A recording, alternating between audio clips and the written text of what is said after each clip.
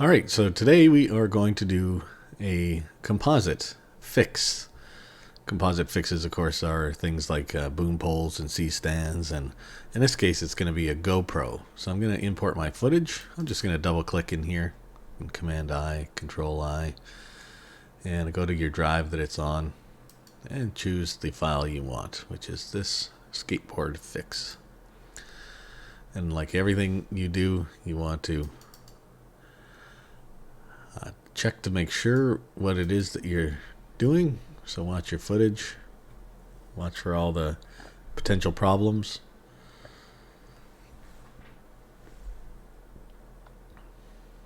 And you can see here there's a GoPro in the footage and its operator. So we want to get rid of that because I want to use this shot. It's a good shot. And even filming it, I knew that I'd just take this out and do a replacement. So that's fine. So now I'm going to make a composition by clicking and dragging down here. Again, I do this because I want it to be exact same length and size as the original footage. And you see it looks kind of really chunky here. That's because I'm on quarter res. Again, for all of you who are working on laptops and stuff, this is where, and even on a full computer like this, you'll want to half, third, quarter your resolution if it's starting to get bogged down. But for our purposes, this will be fine. And now what we're going to do is move to replace this, and we're going to use what's called the content aware fill, which is here in the panels. You can see if you don't have that in your panels, of course, go to Window, look it up on the panels, turn it on. I've just turned it off, so turn it back on, and it'll show up on the side here.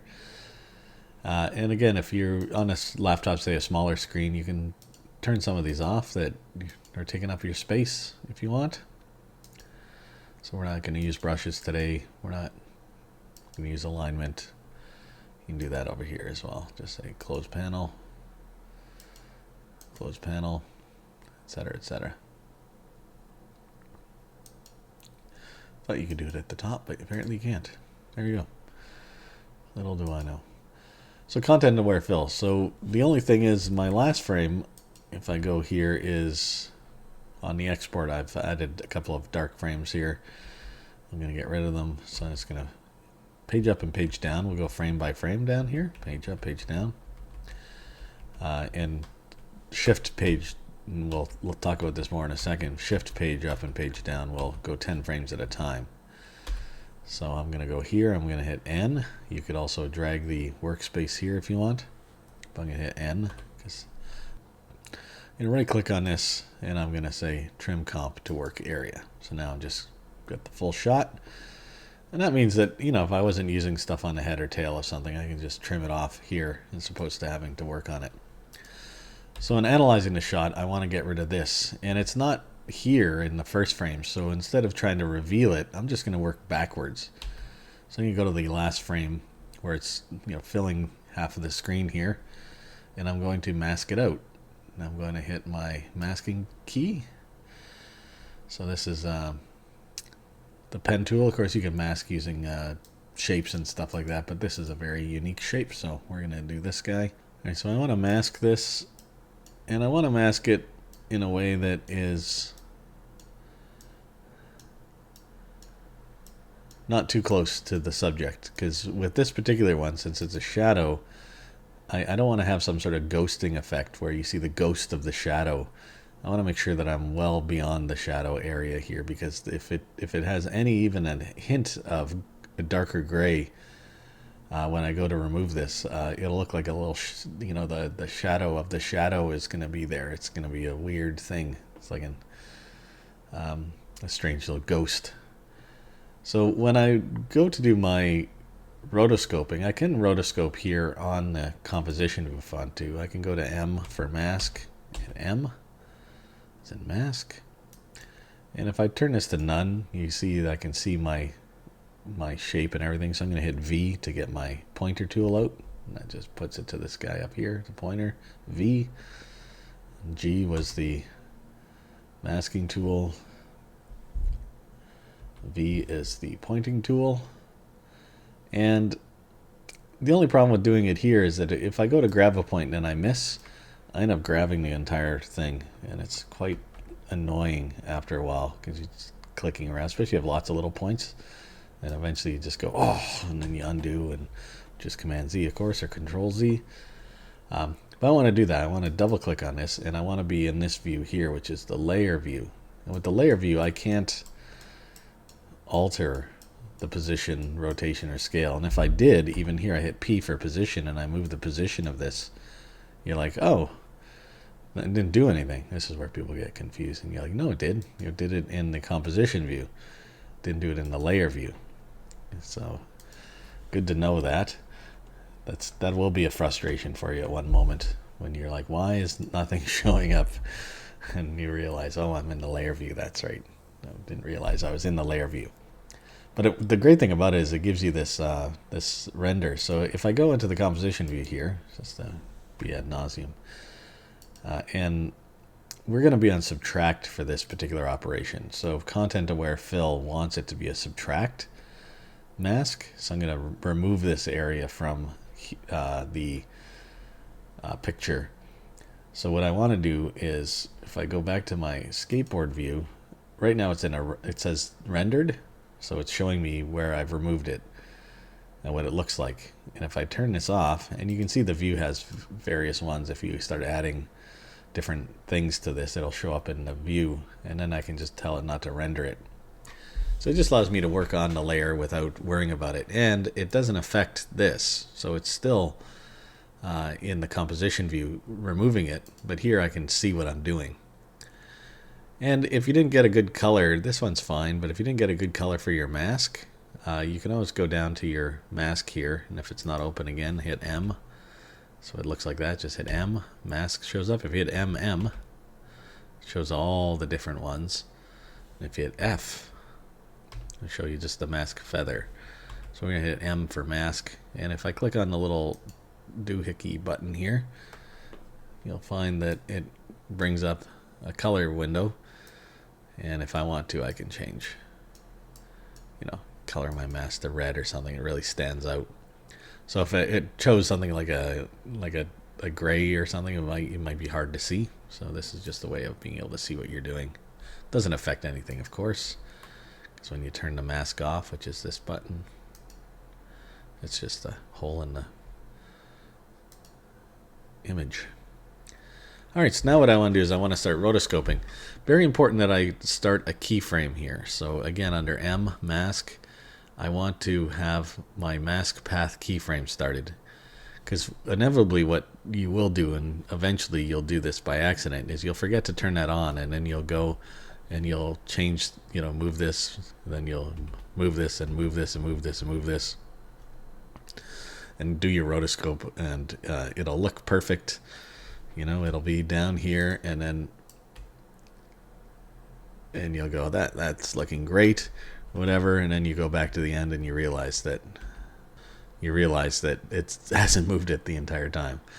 So I spend the time to tell you that because that's a mistake that you will make if you do this a lot, and I've made it, and I'll still make it.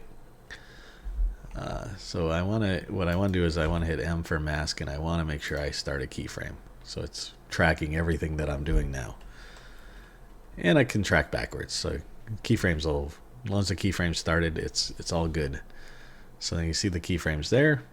And now I'm just going to do shift page. I could go page up frame at a time, but that's just a waste. So I can go shift page up, and that's 10 frames. And I'll just work in 10 frame increments. Just try to follow along best I can. Make sure that, again, I don't get that ghostly shadow show up eventually when this is removed.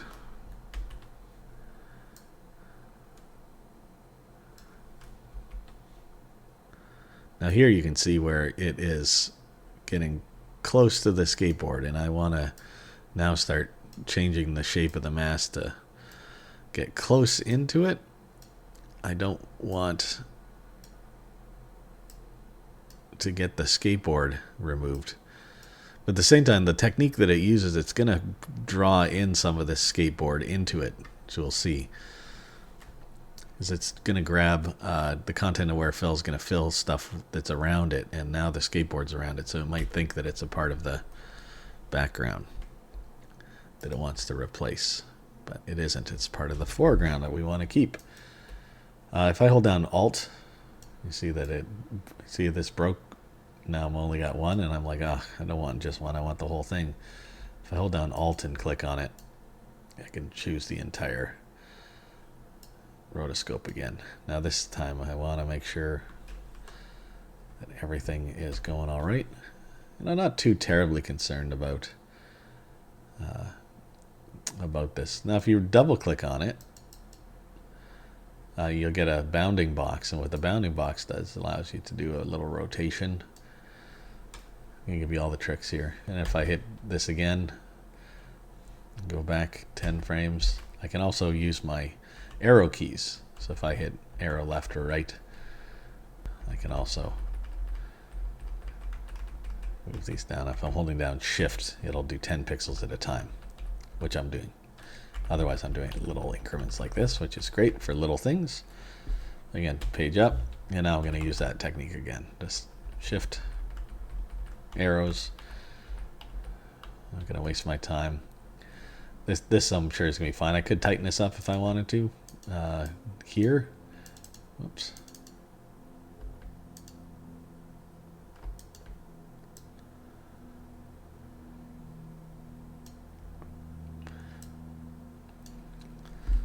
What? You get the point. So now it's gone. So this is going to go off screen. I want it fully off screen now because the first part of this shot is not going to be affected. So it's only going to be affected when this comes on. And you will see here, this is where I start to go in increments of 5 again. So I've done 10 at a time. Now I go 1, 2, 3, 4, 5. And you can come up with your own technique if you want. But here, I'm just going to try to fill in these little gaps in between. So now if I go Shift 10, it's going to be in between the 5s. And then I can just double check this and do a little, just a little fix. That's looking pretty good. That's looking pretty good. Now we're getting close to the skateboard again, so I want to refine these. I might go into the middle of these and just double check. And you can see that with my arrows, it's creating new keyframes every time I just make a small adjustment here. There we go.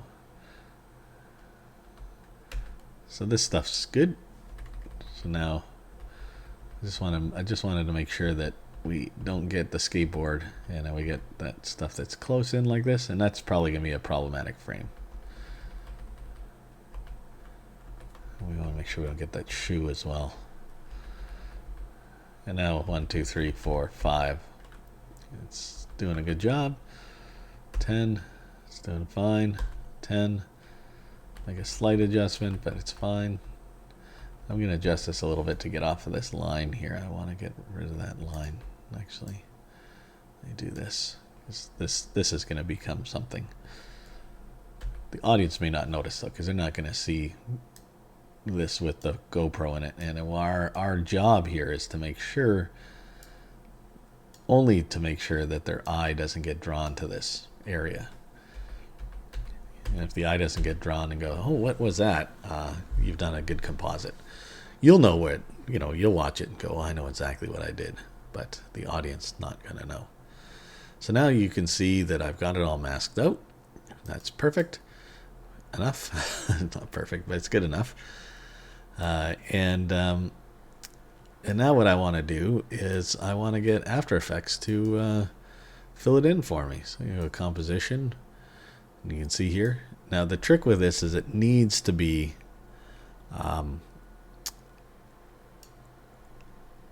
on a subtract mask. Remember that. And it can't have anything underneath it. So if we did duplicate our footage, let's say we duplicated it, I'm just going to delete this mask. And say we had like a, what you would call a clean layer of it with nothing on it, just a backup layer. Then you could leave this here, but you still want to turn this off. And now in the days of old, of course, before content-aware fill just showed up, and it just did, we'd have to start tackling this manually. And the way we would do this is normally to take the bottom layer and start moving it over. So for this, for example, here, if I wanted to get rid of this, this is still got a hole in it. I'd take this layer below it and I'd start moving the background over. Like something like this. And you say, well, that looks great. It does, except for I just moved it right, which means I'm going to move the shadow over as well. So when it gets close, the shadow is not going to work. But the reason why I would start here, and you can see the ghost of it right there. The reason why I would probably start here is because I want the texture of this cement. I want the texture of it and the lighting from it. So it'd be a good place to start, but you can see immediately that I've got work to do, because now you can see the line, the matte line. Now I can work on the matte line, of course, by just feathering this. So I can hit F for feather, and I can feather it out so that those frames look decent. And you can see the line is here, so then I might expand the mask. Anyway, what I'm trying to say to you is it's a lot of work. Hit MM for mask expansion means it's going to just grow the mask. So if you see that, I'll say, oh, just do this instead. But even then, you see there's still problems, and this would take some hours to fix. Not that you couldn't fix it; you could absolutely fix it. But After Effects is now offering content-aware fill. So why do I bother, I would say? Why would I just even bother with this? I'll just delete this bottom layer. I'll reset the mask expansion to 0 and the mask feather. Let's do a small feather on this anyway. We'll do like 5. Just a little soft edge. So now I'm going to say content-aware fill. Could you please just do something? And you can see there's fill methods, object, surface, and blend. Surface and blend will give you sort of mushy pixels.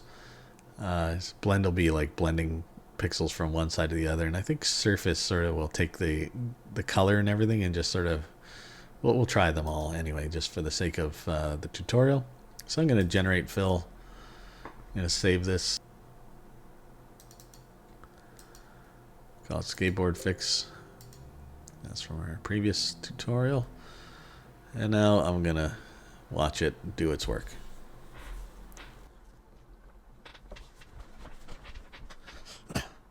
And it's done. So now what I want to do is double check its work. See how it did. So here's the fill layer here. We're in composition view. If we go through it here, you can see that it's filled it all in. And let's see how good a job it did.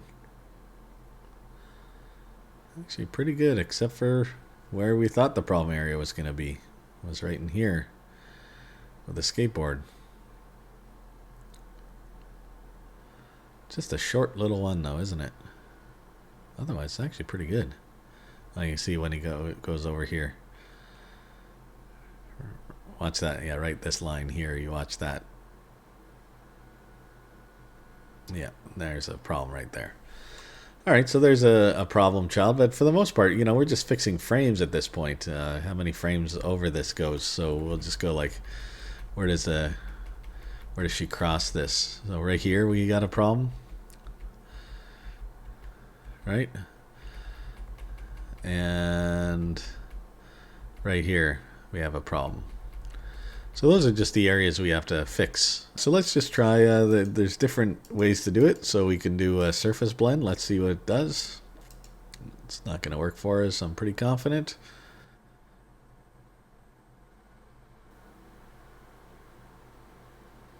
Here we go. Yeah, so there's the ghost I talked about. We don't want the ghost. So that did not work for us. So we'll say fill method fail. Now fill method will work for something. This is where you don't know, you know, what it is. So if it's like something that's less textured or something like this just a glassy or shiny surfaces might work better there. Thus it's called surface, I imagine. And then I'm going to try the edge blend. So it's probably going to just suck in pixels from both sides of this And what you'll get here is probably like a median filter, where it's going to look smooth, like super smooth. And there's that one. Now you can see, at first it actually doesn't look too bad, and then you can see in here, right when we get to these areas, that it's just mushing the pixels together, so it's not even bothering to try to recreate this line, so we can see that. Now, if you thought this wasn't too bad, you know, then it's just a matter of filling in this line again, or doing a combination then of this. If I turn this off and then, I don't know if the combination will work. Let's try it. So object, generate fill. And by a combination, I mean is that you could, if you liked the surface up to this point, say this didn't even bother you too much for the most part. If you liked it up to this point, then you could take the one fill layer, which is, this is the object fill layer, and start it here. So I'm going to hit Alt or Option square bracket left, and you'll see that I've trimmed it. And I'll do Alt square bracket right to trim that one. And then I'm just basically handing off this fill layer to that fill layer. And then that one to say, I liked what you did there, but I liked what you did over here, so I can use a combination of the two of them. Which isn't too bad when you really look at it and you say, like, well, you know, I still have the problem with her skateboard. So these are the frames I gotta fix. So how do I do that? How do I fix these frames? Well, one of the ways that we do it is I'm gonna, let me just undo all that. Undo, and I'll delete these two. Start over again. So what I'm gonna do is I'm gonna turn my masks to none.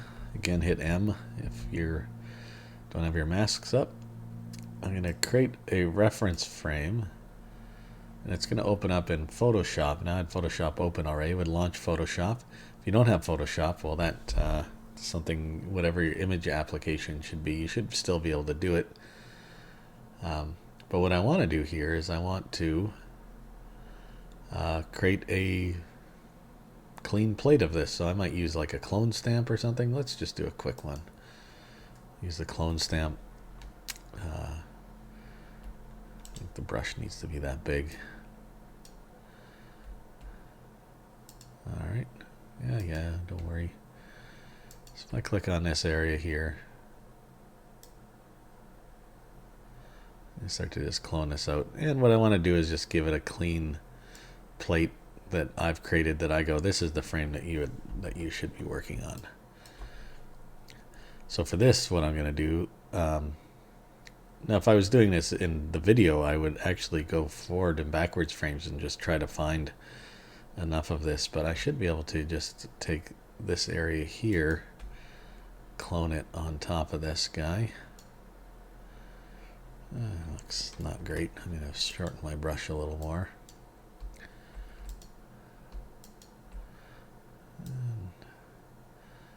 And we know what it's supposed to look like. But once it's a clean frame, we'll go, that's what it does look like now. And I got a little extra here that I don't want. But I'm just basically just pulling texture. That's the great thing about texture, right? You know, after a while, like here, there's a line here. Well, that's a natural line. If you start working on it long enough, you'll go, oh my God, I can see matte lines everywhere.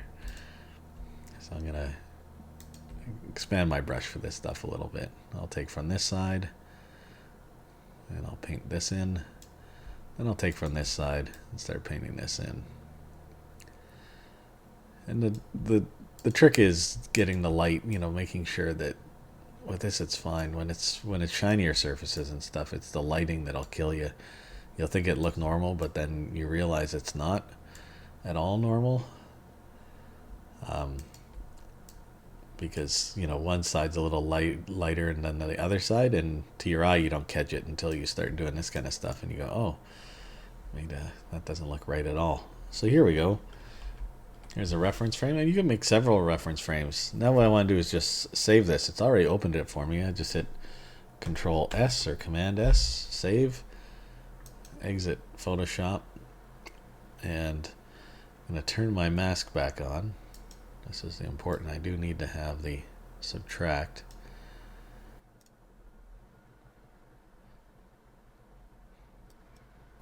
All right, let's have a look. And it's doing a pretty good job. Let's say still stuff down here when she's crossing the this line. Knew that line was going to be a problem because it's so particular. So it's not looking at that particular line. It's looking at the areas around it and trying to fill it, and it's so specific. So we're pretty much there though. It looks great, and what we'd want to do now is just maybe fix this. And there's different ways that you try to fix this.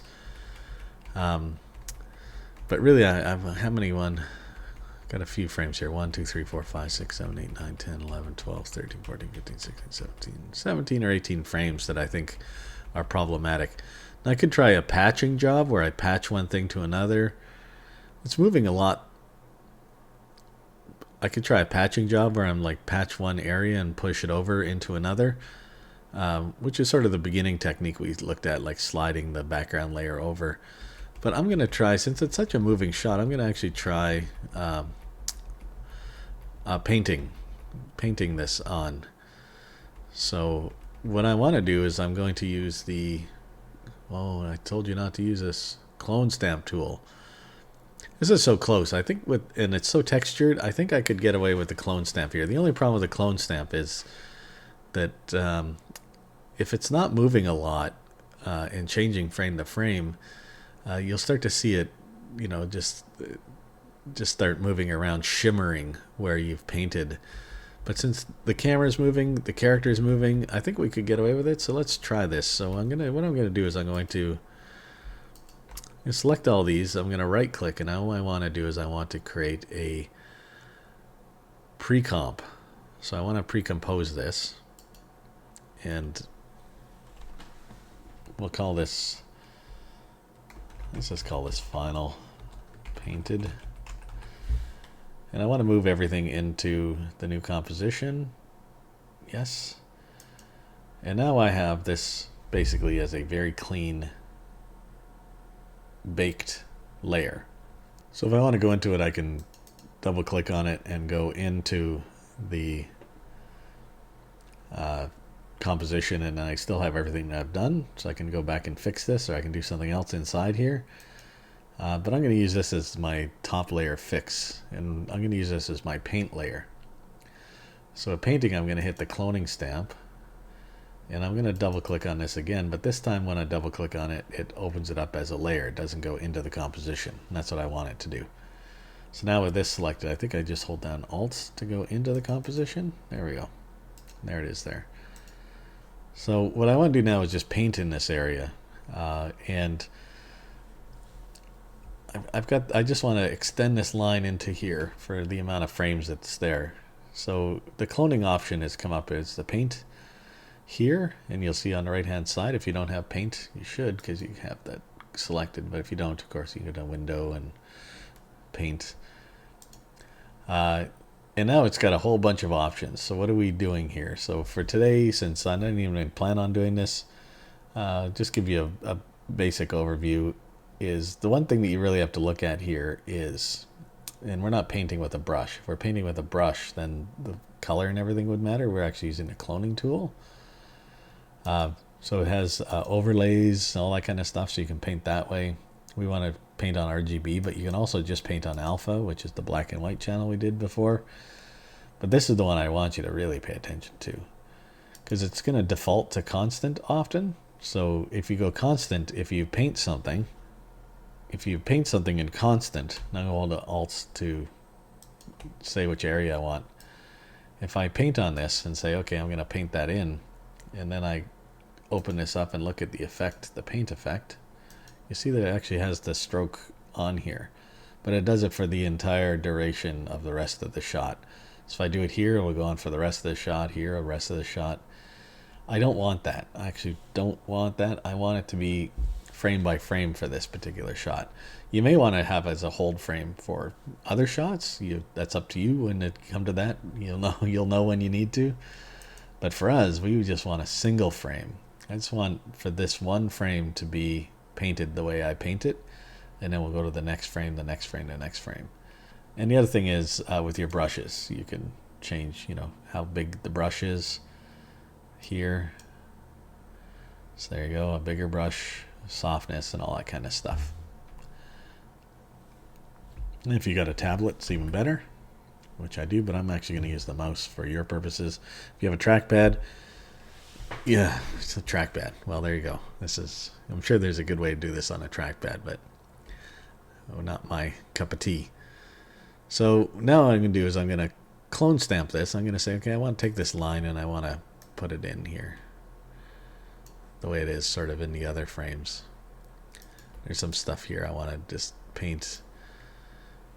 And now you'll see that it's painted 2 paint layers. So 2 clone stamps, which is great. What I want to do here is have it do that so that if one I didn't like, I can just delete it. So I have my undo command, but if I'm, opening a project I've done before and I realize, I made a mistake on that, I can just go in to this area and then find basically the paint layer and delete it, and then create a new one. And I've had some of these where I've got like 2,000 of these little layers, so you can really go hog wild here. So again here, I'm just gonna go. I'm gonna bore you for a second, and I'll try just painting. We'll see what kind of success we have doing this. We don't want the audience to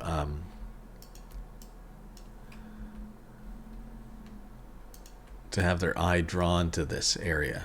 This is like we're killing the picture here if they're going like, what is going on there?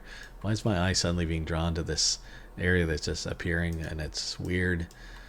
I don't know what I'm looking at. I always find that with the audience, they'll be like, I don't know what I'm looking at, but it just seems to be like a distraction for them, and you don't want that.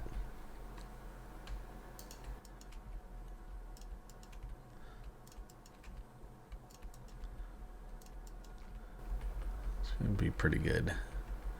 Again, it's all moving, so I'm going to assume that it's. Oops, I don't want to do that. Just grab something. Grab this little texture here. I don't want that. It's all moving. There we go.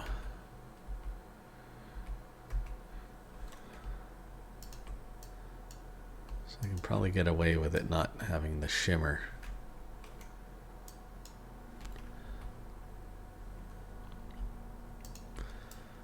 Yeah, so we're just making short corrections to the content aware fill. And I always want to be painting sort of with texture that's close by because it's going to have the same lighting properties. And again, here we're into the line, which is the thing that I want to fix the most. Like this just totally disappears. I don't want that. I want it to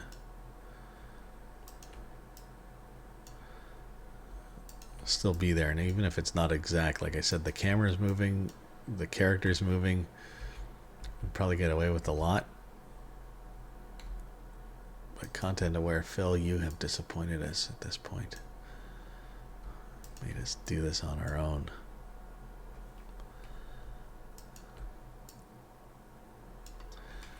It is a little thicker in the original, but I'm just trying to keep it in the ballpark.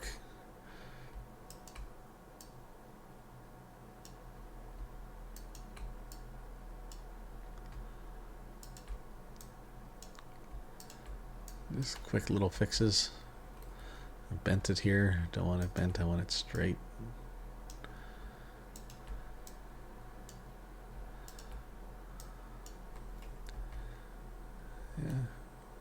that's pretty good. We'll just do one more, just to, unless I'm trying to be constant about it, it should be fine. And now, there we go. So let's have a peek, see how we did. Go back to the composition view.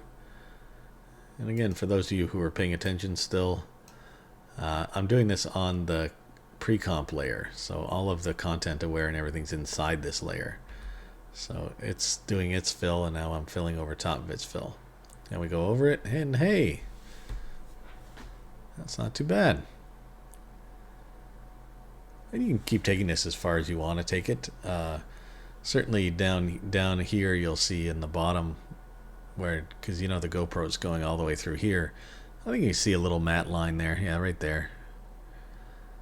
But to my brain, you know, my eye, I'd probably fix that anyway, but to my brain, my eye is following her and her skateboard move. So I'm not going to, if I'm looking down here, what am I doing? You know, I'm not, their audience is not watching in the right spot. So I could get away with this. I'd probably fix it anyway, just because it would bug me. But there we go. We have a nice fix. Looks nice and clean now. Content aware fill did half of the work for us, or most of the work. And now there's this. And now again, since I'm on an outside layer like this, I could now do a small color correction to it. Generally, I wouldn't do this in After Effects. You would send this shot out to the edit, and then the colorist would take care of it. But if I wanted to, because I shot this flat, I could go in here and then, you know, just make some basic corrections that'll make this look really nice. Increase the contrast. Working the blacks a little. Add a little saturation. And here you go.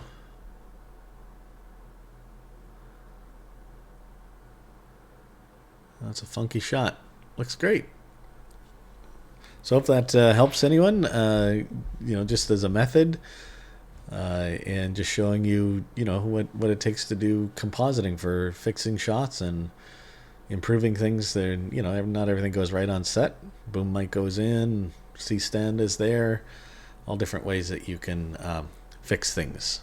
And I think for the most part, in the last parts of my career as editing, this is the most work I would do would be fixes. I didn't have to do a lot of special effects work, mostly just fixing shots. So there you go. Have a good day.